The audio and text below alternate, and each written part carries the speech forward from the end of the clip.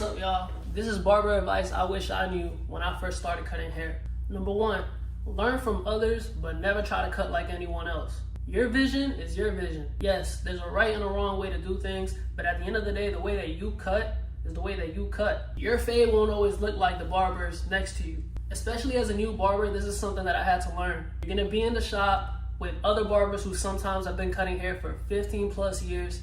It's very important that you don't compare yourselves to them. You're gonna run into many barbers who have different styles, different visions, different habits. It's very important that you take the opportunity to learn from everybody, but at the end of the day, come back to your roots, come back to the vision that God gave you, because your clients are really just a collection of people whose hair you got right, and that's completely okay. Be humble enough. Even when you're 10 years in the game, be humble enough to learn from others, but never try to model your haircuts completely outside of your perspective, your personality, the way that you like it, because then you're not being true to yourself and you're not gonna enjoy what you do. Number two, the shop that you choose to work at will influence you more than you think. Coming out of barber school, I thought that everybody used enhancements. But when I officially joined my first shop here in Day City, Florida, I came to realize not everybody does that. And this doesn't contradict my original advice because like I said, you gotta be humble enough to try new things and see things differently. If you're around other barbers who don't enjoy what they do, subconsciously, you're gonna start to think negatively about what you do. But if you're around other barbers who love doing what they do, who love cutting hair, who are really passionate about it and it's not just a side hustle for them, then you yourself subconsciously will adopt that same mentality. Be mindful of where you choose to work because these are the people that you're gonna see every single day. You may wanna do content as a barber, but you may be around other barbers who see it as a waste of time.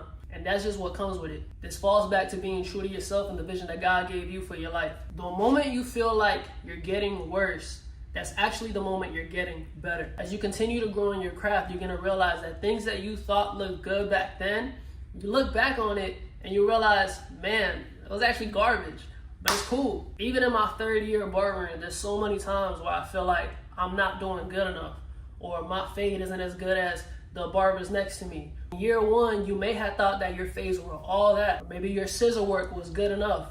But then you get to year 3, year 4, year 5. You start seeing them dark areas. You start becoming a little bit more self-conscious about your work, and that's a good thing. Don't get discouraged.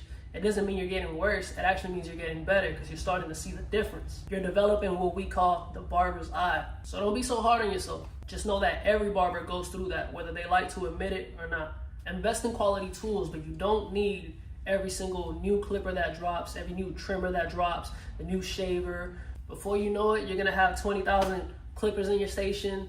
You're not gonna know what to do with it.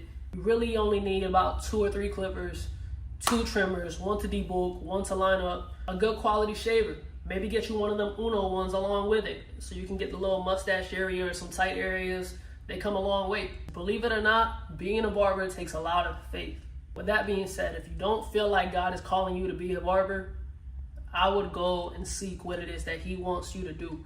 Yes, there's a lot of money in it. People see it as quick money. It can be, but not always. If you're doing it just for the money, you're not gonna enjoy it and clients are gonna notice that. It might not work out for you in the long run. Always keep a pack of these in your station. Gum, mints, wear deodorant. You can cut a walk-in and do an amazing, incredible haircut, but if you stink, they might not come back. And think about it, would you? I feel like there's a lot more to say, but that's pretty good for now. If you keep these things in mind, you're ready to start. And you'll save yourself from a lot of unnecessary headaches. If you're a barber and you feel like there's something I've missed, please comment it down below. We can have a conversation and help each other.